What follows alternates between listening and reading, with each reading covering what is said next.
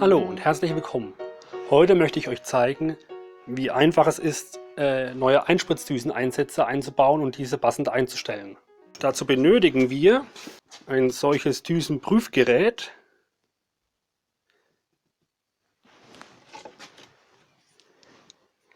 eine Mikrometerlehre,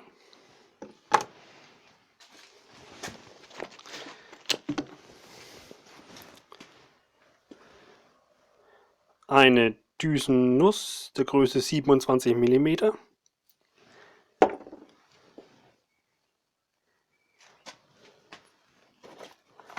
ein Set an Einstellscheiben,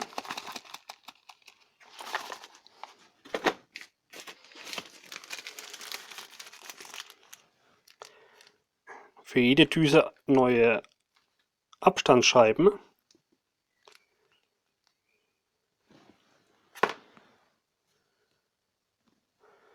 und, wo haben wir sie denn? Und natürlich neue Einspritzdüsen. Bevor wir die Düse zerlegen, ist es wichtig, diese zu reinigen. Am besten erstmal die Reste der Leckölleitung entfernen, mit einem Messer anschneiden.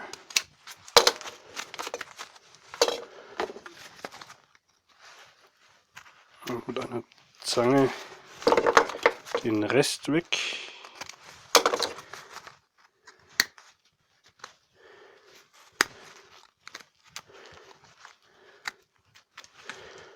Immer aufpassen, dass die Gewinde nicht beschädigt werden. So. Ich habe jetzt hier eine Messingbürste.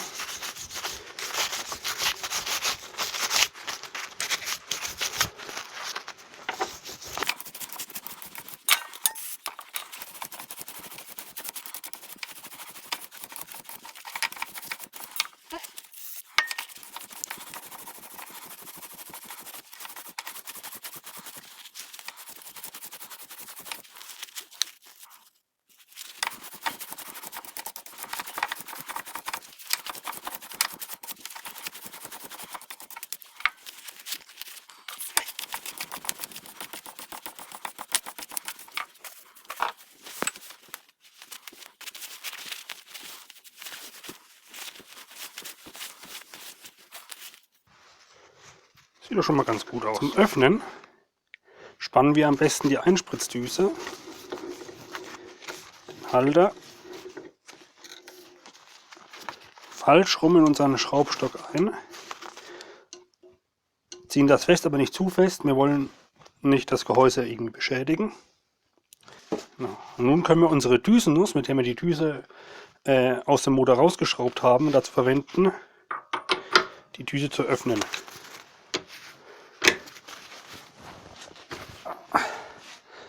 Es kann schon mal sein, dass das hier sehr schwer geht, je nachdem wie alt das die Düse ist und wie fest das sie vorher zugezogen wurde. Aber normalerweise sollte eigentlich eine normale Ratsche helfen. So. Um den Düseneinsatz zu wechseln, haben wir jetzt hier unsere schön gereinigte Düse. Schrauben wir die einfach mal auf und holen das ganze Innenleben mal raus. Ich habe mir hierzu diesen Kanister mit Diesel. So. Stellen wir hier wieder unsere alte Düse.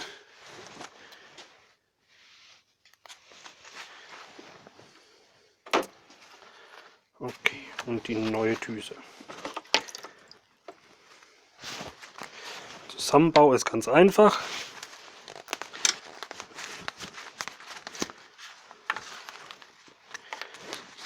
Wir nehmen die neue Düse, passen auf, dass die Düsennadel nicht rausfällt.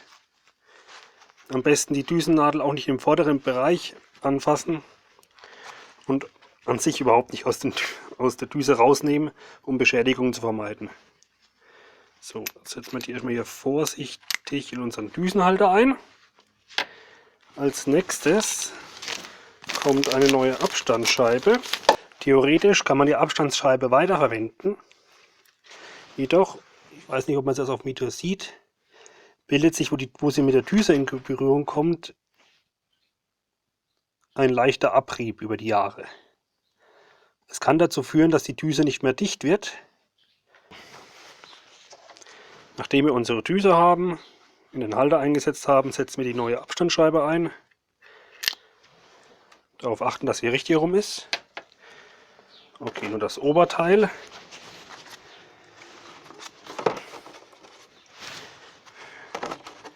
Am Anfang bauen wir die Düse am besten immer mit der Abstandsscheibe, die gerade darin war. Das ist die obere Einstellscheibe. Die kommt zuerst rein. Als nächstes die Feder. Und dann der Druckbolzen. Aufpassen, dass das Loch, der Druckbolzen hat innen drin ein Loch, dies muss nach unten sein und später quasi auf die Düsennadel drücken. So, dann schrauben wir das Ganze vorsichtig zusammen. Handfest. In den Schraubstock vorsichtig einspannen. Nehmen unsere Ratsche und geben dem Ganzen erstmal einen leichten Druck. Noch nicht festknallen. So. Dann spannen wir das mal in den Düsenhalter ein.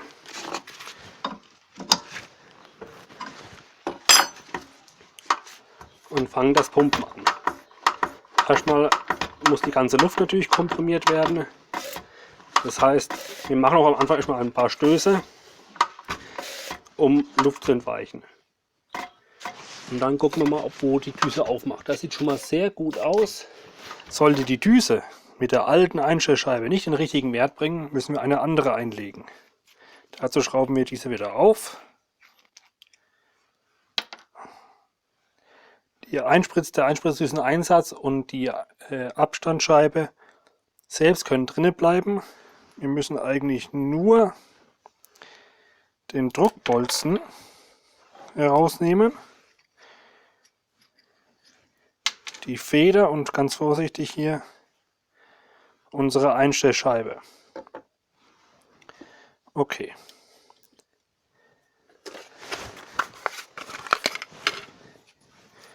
Unsere Einstellscheibe messen wir dann erst einmal mit unserer Mikrometerlehre. So. Hier haben wir jetzt eine mit 1,9 mm Dicke. Es gilt ganz grob die Faustregel, 0,1 mm sind 10 Bar. Das heißt, würden wir jetzt 10 Bar rauf und runter wollen, 0,1 drauf, 0,1 runter, also 1,8 oder 2 mm. Für 0,5 Bar, also für 5 Bar eben 0,5 mm. Genau. 1,9.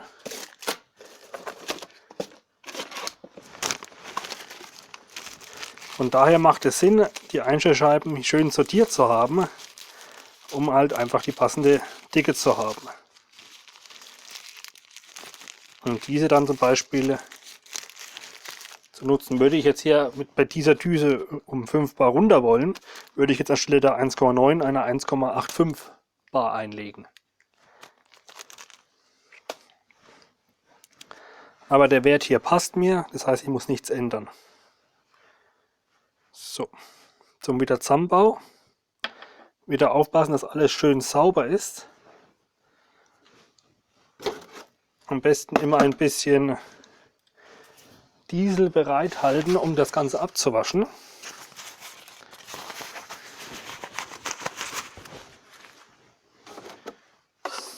So.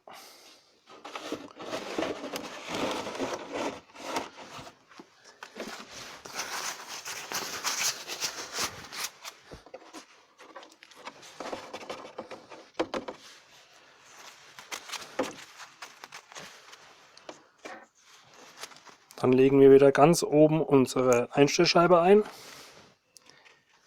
Dann wieder unsere Druckfeder, unser Druckbolzen.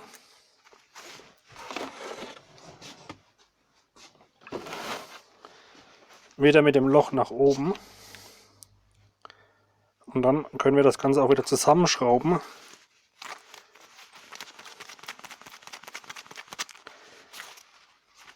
Erstmal wieder nur leicht fest, um zu prüfen, ob der eingestellte Druck passt. Und erst am Schluss, wenn alle Düsen eingestellt sind, ziehen wir die ganze dann mit dem Drehmomentschlüssel mit 70 bis 80 Newtonmeter an. Okay, die macht jetzt hier auch sehr schön bei 115 auf. Genau wie es sein soll. Und auch dieses Schnarren, das uns sagt, ja, die Düse ist okay, die Düsennadel bewegt sich sehr leichtgängig. Ist nur ein kurzer Strahl, dann klemmt die Düsennadel eher und der Druck aber entweicht auf einmal. Aber er muss eigentlich die Chance haben, gleichmäßig sein, eben dieses Schnarren.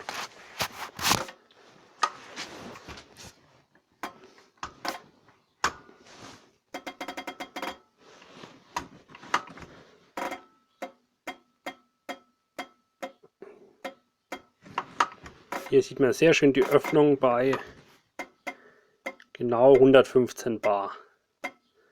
Ja, vielleicht auch nur 114 hier, aber wir wissen, 10 Bar Unterschied sind okay, wobei Mercedes eher sagt 115 Bar aufwärts, 115 bis 120 Bar. Aber 114 Bar wäre jetzt in diesem Fall vollkommen okay, da brauchen wir nichts mehr machen. Sollte man mal die passende Einstellscheibe nicht parat haben, ist das nicht so tragisch. Man kann auch 2 oder 3 Einstellscheiben einlegen überhalb der Düsenfeder. Besser ist natürlich eine, aber es macht eigentlich technisch keinen Unterschied. Ganz wichtig ist, dass man auch nur Original-Düsenscheiben verwendet und nicht irgendwelche diversen Beilagscheiben aus dem Baumarkt oder so.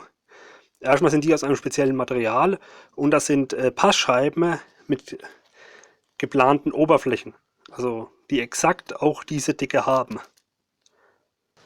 Bei der Abstandsscheibe darauf achten, was für einen Düsenhalter das man hat, denn es gibt quasi verschiedene Modelle. Also ich kenne jetzt in erster Linie 2 verschiedene Varianten.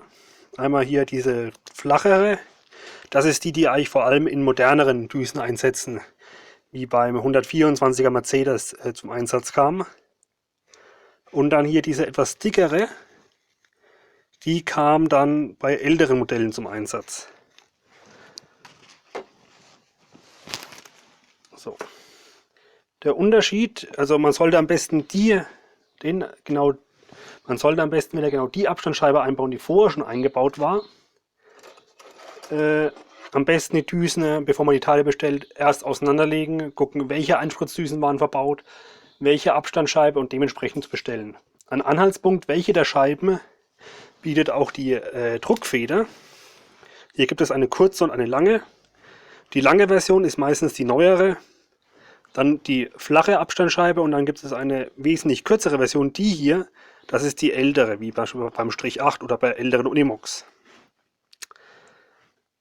Die hat dann die dicke Druckscheibe.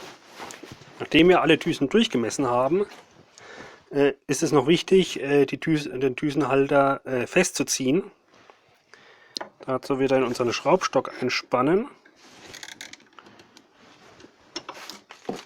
So, nehmen wieder unsere Nuss und verwenden jetzt unseren Drehmomentschlüssel. Mercedes gibt einen Drehmoment von 70 bis 18 Newtonmeter ein. Ich habe jetzt hier mal 70 Newtonmeter.